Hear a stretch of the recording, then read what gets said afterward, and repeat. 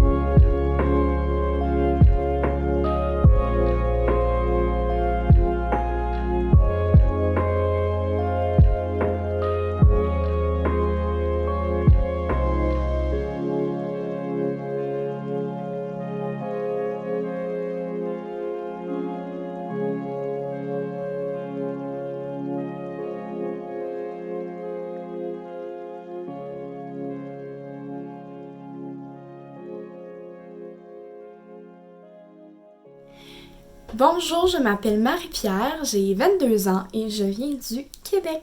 Donc c'est pour ça mon petit accent. Puis dans le fond, j'ai accepté cette interview-là dans le fond pour enlever les préjugés parce qu'ici au Québec, on sait pas trop c'est quoi la dyspraxie. On parle beaucoup de TDAH, mais on parle très peu de dyspraxie. Puis ça me tentait aussi de vous présenter c'était quoi nos mesures, c'était comment ici de l'autre côté de l'océan.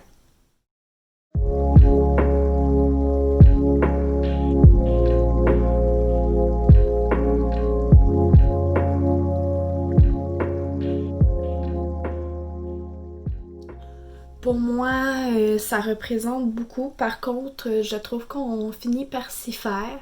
C'est sûr que ça fait depuis l'âge de 12 ans que je sais que je suis dyspraxique. Mais je me trouve des petits trucs pour l'école ou tout simplement pour le travail. Voilà. Ensuite, la définition que je donnerais pour la dyspraxie, ça serait que pour moi, c'est vraiment au niveau de la coordination. Donc, dans le fond, tout ce qui est dans les mouvements euh, textuels ou dans les mouvements gestuels aussi de la vie quotidienne. Au niveau de ma motricité globale. La motricité globale, c'est plus ce qui englobe les mouvements du corps, les grands mouvements. Et au niveau de la motricité fine aussi, quand j'écris, je vais tenir mon crayon plus avec le poing que quelqu'un avec ses 3 doigts, comme c'est ici. Puis sinon, c'est pas mal ça. Il y a 3 différents degrés de dyspraxie. Il y a, nous ici au Québec, on appelle ça léger, modéré et élevé. Puis moi, je me situe dans le modéré, donc dans celui-là du milieu. Donc voilà.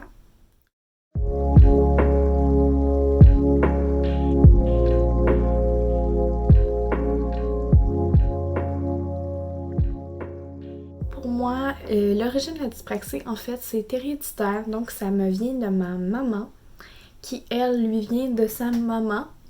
Mais par contre, les deux sont légers, sont situés dans la catégorie léger. Donc voilà. Donc ça vient de maman, c'est une affaire de famille.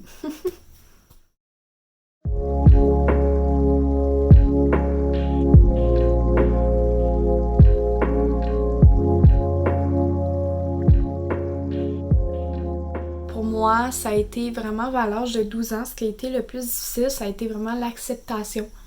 Parce qu'il fallait que je me trouve des... On dirait qu'en le sachant, fallait que je me trouve des nouveaux trucs. Puis aussi le fait que, comme que je disais comme anecdote au début, le fait que les médecins me disent que ça allait être impossible de poursuivre mes études. Donc ça a vraiment été super difficile pour moi à ce niveau-là, le fait de m'accepter tel que je suis. Parce que c'est pas tout le monde qui accepte, qui font le deuil d'avoir un trouble d'apprentissage. Nous, ici, on appelle ça trouble d'apprentissage, mais on dit aussi déficience. Ça rentre dans notre catégorie de déficience. Fait que c'était très difficile pour moi d'accepter tout ça. Puis maintenant, je vis avec ça super bien. J'ai des trucs dont, dans le fond, je marche par étapes. Mes professeurs d'école sont au courant. Dans le fond, si vous avez demandé, je vais au cégep. Le cégep étant une forme d'enseignement supérieur au Québec. On est les seuls à avoir des cégeps. Là. On n'est pas comme les Américains. On n'est pas du tout comme eux. Nous autres, on a un cégep qui consiste à, après que si ça te tente à l'université, tu peux continuer. Sinon, tout dépendamment si tu t'en vas dans une technique ou un pré-universitaire. Donc, pré-universitaire, elle a dit tu dois à l'université. Tandis que une technique, j'essaie de parler moins vite, fait en sorte que vous devez, dans le fond, vous pouvez à l'université si vous voulez. C'est facultatif. Mais vous pouvez tout aussi bien entrer sur le marché du travail directement. Donc, pour fermeture de la parenthèse, moi, dans le fond, j'étudie en technique d'éducation à l'enfance pour pouvoir travailler dans les garderies. Je crois que chez vous, ça équivaut aux crèches, si je ne me trompe pas. Puis, dans le fond, mes professeurs sont bel et bien au courant de ma difficulté. On a des papiers, j'aurais aimé ça vous montrer, mais je ne le trouvais pas ce matin. On a des papiers qui indiquent, dans le fond, on appelle ça des plans d'intervention, qui indiquent exactement c'est quoi ma difficulté et qui expliquent aussi toutes les étapes que les professeurs doivent faire avec moi. Par exemple, lire les questions à l'avance, tout ce que les professeurs doivent faire et tout aux trucs auxquels j'ai le droit aussi. Donc, par exemple, un ordinateur, j'ai droit au logiciel Antidote qui est quelque chose pour corriger les fautes de français. Donc, voilà.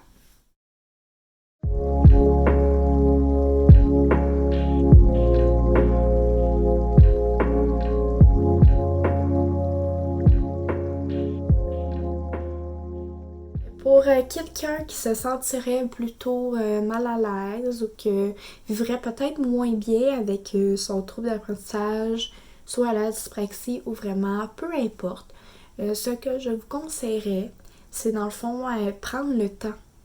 Voir qu'est-ce qui vous ferait plaisir pour être capable d'accepter cette différence-là. Je sais que ça peut être difficile, que quelqu'un de l'autre côté de l'océan vous a demandé qu'est-ce qu'elle a à radoter comme ça.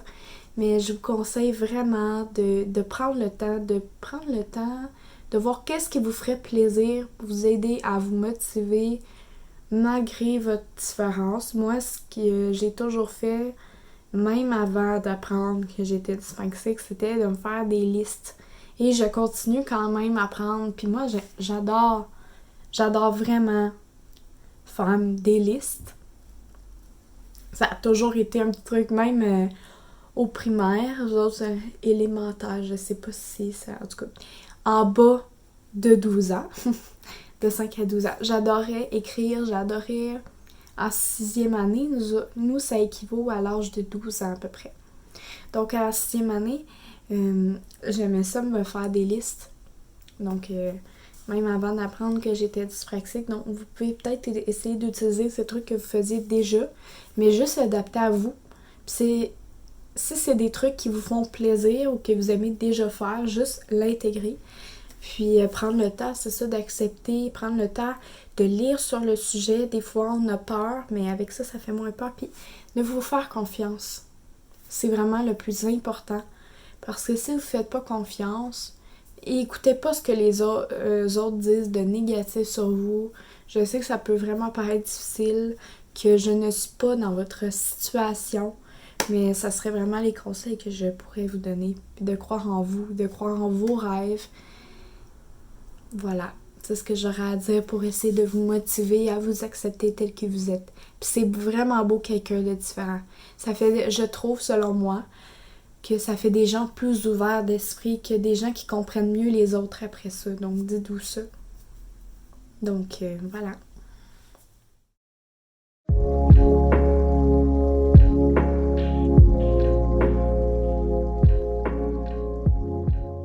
Donc, malheureusement, on peut pas guérir de ce trouble d'apprentissage-là, mais par contre, on peut apprendre à vivre avec. Comme moi, par exemple, je mets des étapes, je mets des listes, j'ai une liste de tâches, je vis en appartement, donc j'ai une liste de tâches qui m'aident vraiment. J'ai sur un tableau, fait qu'à chaque fois que je les fais, par exemple, pour chaque jour de la semaine, je coche, puis quand une nouvelle semaine recommence, soit le dimanche. Nous autres, c'est du dimanche au dimanche ici. Donc, pour moi, avec mon copain, on fait ça du dimanche au dimanche, mais vous pouvez faire ça comme vous voulez. Donc, je coche. Puis, dans le fond, une fois que la nouvelle semaine recommence, je viens effacer. Donc, ça peut être un truc pour vous, ça l'est pour moi. Puis aussi, ce que j'aime faire, c'est me faire des listes aussi pour mes devoirs à l'école. Parce que, comme vous pouvez voir, j'en ai vraiment beaucoup. Puis sans ça, j'oublierais. Parce qu'avec la dyspraxie, des fois, on peut oublier certaines choses. Donc, ça vous donne une petite idée de comment qu'on en a beaucoup. Surtout avec la pandémie. Donc, dans le fond, moi, les gens le savent que je suis dyspraxique. Dans le fond, si j'ai des travaux d'équipe à faire avec mes collègues de classe, je vais tout simplement leur dire je suis dyspraxique et je leur explique c'est quoi. Parce que je trouve ça plus facile qu'ils le savent au lieu de me regarder de façon bizarre, soit tenir mon crayon, soit ne pas comprendre une question alors que les autres le comprennent. Ça fait en sorte que nos travaux d'équipe, elles me comprennent mieux. Puis sont plus portés à vouloir m'aider ou à m'accepter que de me juger.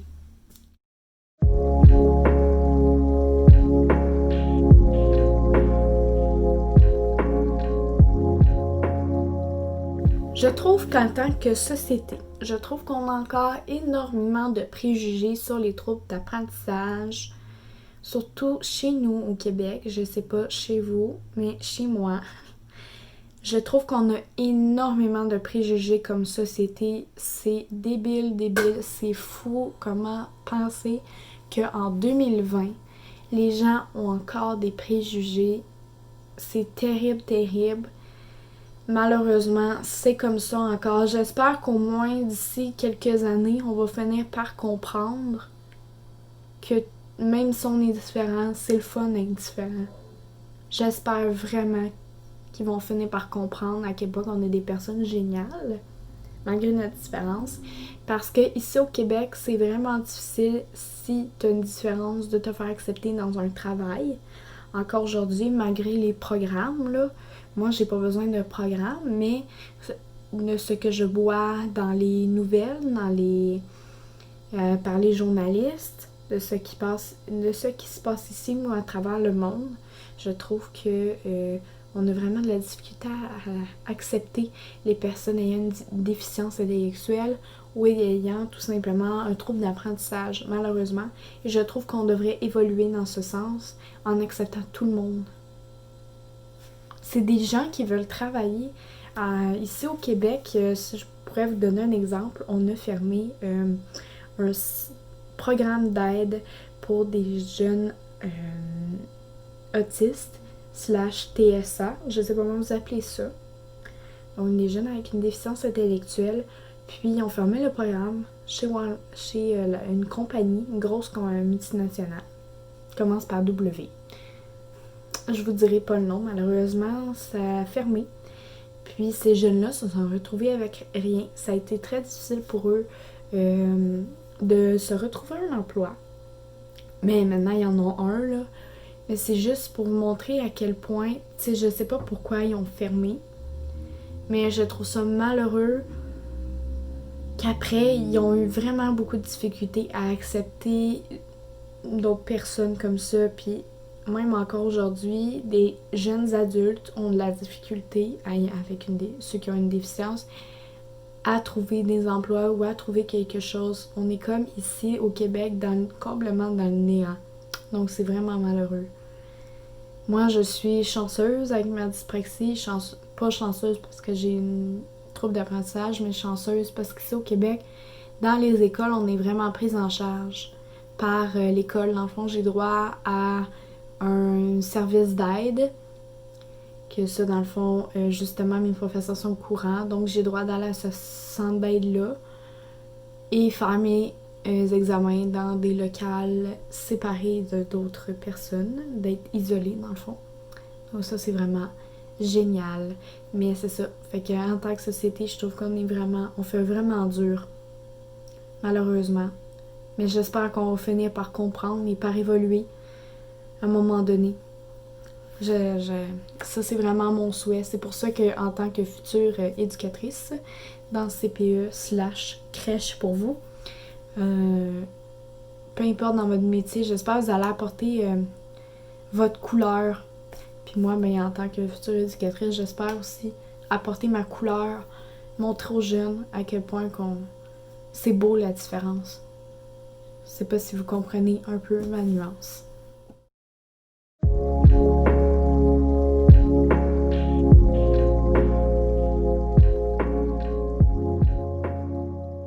Je trouve que la dyspraxie, on devrait plus en plus en parler. C'est pour ça que j'en parle aujourd'hui dans cette vidéo, parce qu'il y a presque rien, en fait, sur la dyspraxie. Il n'y a pas beaucoup d'articles, il n'y a pas beaucoup de témoignages, il n'y a pas beaucoup de vidéos tout court qui l'expliquent. Souvent, il faut que j'explique à mes amis, que je trouve la référence et que je leur envoie la référence pour qu'ils puissent mieux me comprendre, parce que sans ça, avant, personne ne savait c'était quoi. On parle beaucoup de TDAH, beaucoup de dyslexie, mais pas assez de dyspraxie, malheureusement. Donc, ça devrait être médiatisé, je trouve, d'où le pourquoi je fais cette vidéo aussi, parce que je trouve tellement qu'on a peu de témoignages. Je trouve ça triste, parce que ça aiderait peut-être les gens à mieux comprendre aussi.